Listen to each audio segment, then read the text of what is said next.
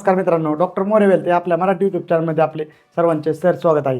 तर आपण एक म्युच्युअल फंडमध्ये सगळेजण तर बऱ्यापैकी गुंतवणूक करत असतात, परंतु एक सगळ्याचा एकदम सामान्य प्रश्न असतो की आम्ही केलेल्या गुंतवणुकीवर टॅक्स किती लागतो.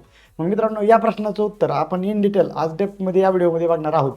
त्यासाठी आपल्या व्हिडिओला लाईक करा, चॅनलला आपल्या सबस्क्राईब करा, म्हणजे फायनान्शियल रिलेटेड व्हिडिओ जे काही मी बनवत आहे ते सहजासहजी तुमच्यापर्यंत पोहोचतील. मग आपण बघतो काही जण म्युच्युअल फंडमध्ये लमसम इन्व्हेस्टमेंट करतात किंवा काही जण SIP सुरू करतात. SIP म्हणजे महिन्याला 3,000, 4,000, 5,000 असे सिस्टमॅटिक बेसिसवर इन्व्हेस्टमेंट करतात.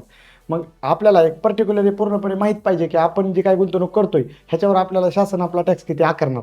मग मित्रांनो, ह्याच्यासाठी एक सगळ्यात महत्त्वाचं जर बघायला गेलं तर तुम्ही तुमची इन्व्हेस्टमेंट कोणत्या फंडमध्ये करतात, हे कोणत्या टाईपच्या फंडमध्ये करतात, ही सगळ्यात महत्त्वाची गोष्ट आहे की त्याच्यावरच आपलं टॅक्स लागण्याचा विषय त्याच्यावर तर कुठेतरी सुरू असतो, म्हणजे त्याच्यावर कुठेतरी एक डिपेंड असतो. ओके, मग आपण बघतो की एक म्युच्युअल फंडमध्ये सुरुवातीला 3 टाईपचे फंड असतात. सर्वप्रथम इक्विटी फंड, डेट फंड आणि हायब्रिड फंड. मग ह्या 3 फंडचं जे काय तिन्ही टाईपच्या फंडला वेगवेगळ्या प्रकारचं टॅक्सेशन आहे. मग इक्विटी फंड, डेट फंड आणि हायब्रिड फंड. मग सुरुवातीला सर्वप्रथम एक इक्विटी फंडचा जर टॅक्स स्लॅब आपण बघायला गेलं तर इक्विटी फंड म्हणजे काय मित्रांनो, की ज्या फंडमध्ये 65% जास्त इन्व्हेस्टमेंट एक स्टॉक मार्केटमध्ये गेलेले असते त्याला आपण इक्विटी फंड म्हणतो. मग एक इक्विटी फंडमध्ये जर आपली इन्व्हेस्टमेंट असेल तर त्याला लाँग टर्म कॅपिटल गेन आणि शॉर्ट टर्म कॅपिटल गेन हे 2 प्रकारचे टॅक्स असतात. मग लाँग टर्म कॅपिटल गेन म्हणजे काय, की एक वर्षभराच्या नंतर तुम्ही जर तुमच्या म्युच्युअल फंडचे इन्व्हेस्टमेंटचं प्रॉफिट जर वर्षभराच्या नंतर जर बुक करणार असताल तर त्याला लाँग टर्म कॅपिटल गेन असे आपण म्हणतो. आणि शॉर्ट टर्म कॅपिटल गेन म्हणजे काय, की तुमचं प्रॉफिट समजा तुम्ही तुमची इन्व्हेस्टमेंट म्युच्युअल फंडमध्ये केली आणि ती 12 महिन्याच्या आतच तुम्ही लगेच विकली तर तुम्हाला शॉर्ट टर्म कॅपिटल गेन म्हणजे या प्रकारचा टॅक्स लागणार. मग लाँग टर्म कॅपिटल गेन ह्याला मित्रांनो आपल्या भारत सरकारचा टॅक्स म्हणलं तर एक 10% टॅक्स आहे की तो तुम्हाला लागणार. मग 10% म्हणजे तुम्ही जर समजा एक 5 लाख रुपये जर प्रॉफिट बुक केलं लाँग टर्म कॅपिटल गेनमध्ये तर तिथं तुम्हाला एक 50,000 रुपये टॅक्स लागणार. आणि तिथं जर शॉर्ट टर्म कॅपिटल गेन हे जर बघायला गेलं म्हणजे तुम्ही तुमच्या म्युच्युअल फंडची इन्व्हेस्टमेंट आणि त्याच्यावरचं जे काही प्रॉफिट आहे हे प्रॉफिट जर तुम्ही एका वर्षाच्या आतमध्ये जर बुक केलं तर तुम्हाला शॉर्ट टर्म कॅपिटल गेन म्हणून एक 15% टॅक्स लागणार. ओके, हे लक्षात घ्या गोष्ट. त्यामुळे मित्रांनो, एक लॉंग टर्मसाठीच SIP करायची म्हणजे आपल्याला कुठेतरी एक टॅक्स बेनिफिट पण आपल्याला मिळू शकतो. कारण की एकदम थोड्या काळासाठी SIP तुम्ही केली आणि लगेच प्रॉफिट बुक केलं तर त्याला थोडा जास्त टॅक्स आहे. ओके, हे झालं मित्रांनो इक्विटी फंडचं. म्हणजे जे फंड एक स्टॉक मार्केट रिलेटेड जे फंड आहेत त्यांना टॅक्स स्लॅब असा आहे. आणि एक दुसरे फंड जे असतात ते एक डेट फंड असतो. डेट फंड म्हणजे जे काही कर्ज देणाऱ्या इन्स्ट्रुमेंटमध्ये गुंतवलेली असते ती इन्व्हेस्टमेंट डेट फंड. मग या डेट फंडला टॅक्स स्लॅब जर बघायला गेलं तर ॲज इट इज जी काही गव्हर्नमेंटचा प्रत्येक वर्षी जो काही टॅक्स स्लॅब आहे त्या टॅक्स स्लॅबप्रमाणे आपल्याला डेट फंडमध्ये टॅक्स लागतो. म्हणजे काय, की आता सध्या शासनाचा टॅक्स स्लॅब आहे एक साधारण 12 लाखाच्या पुढे जर वार्षिक उत्पन्न तुमचं जर गेलं तर त्याच्यानंतर जे काही XYZ म्हणजे तुम्हाला तुमचा CA जे काही टॅक्स जो काही आकारणार तुमच्या इन्कमच्या ह्याच्यावर, म्हणजे CA तुम्हाला पर्सनली गायडन्स करेलच.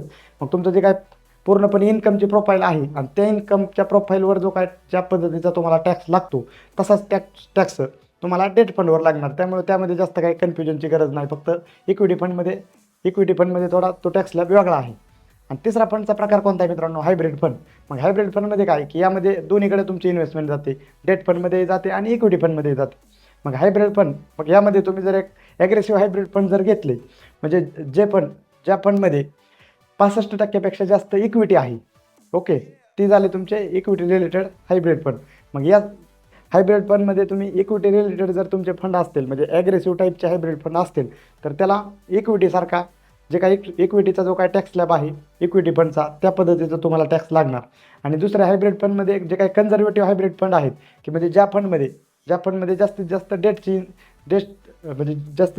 डेट इन्स्ट्रुमेंटमध्ये तुमची इन्व्हेस्टमेंट जाते त्याच्यामध्ये तुम्हाला डेट फंडसारखा टॅक्स लागणार. एकदम सिंपल आहे मित्रांनो, कन्फ्युजन काहीही नाही. इक्विटी रिलेटेड जर तुमचे फंड असतील तर लाँग टर्म कॅपिटल गेन तुम्हाला लागणार 10%, शॉर्ट टर्म कॅपिटल गेन लागणार 15%. आणि डेट फंड जर असेल तर तुमचा टॅक्सप्रमाणे तुम्हाला लागणार. आणि जे काय हायब्रिड फंड आहेत त्या हायब्रिड फंडमध्ये तुमचा जास्तीचं इन्व्हेस्टमेंट कोणत्या कॅटेगरीत जाते त्याच्यावर डिपेंड असते. म्हणजे इक्विटी रिलेटेड हायब्रिड फंड असतात त्यांना इक्विटीसारखा long term capital gain, short term capital gain लागणार.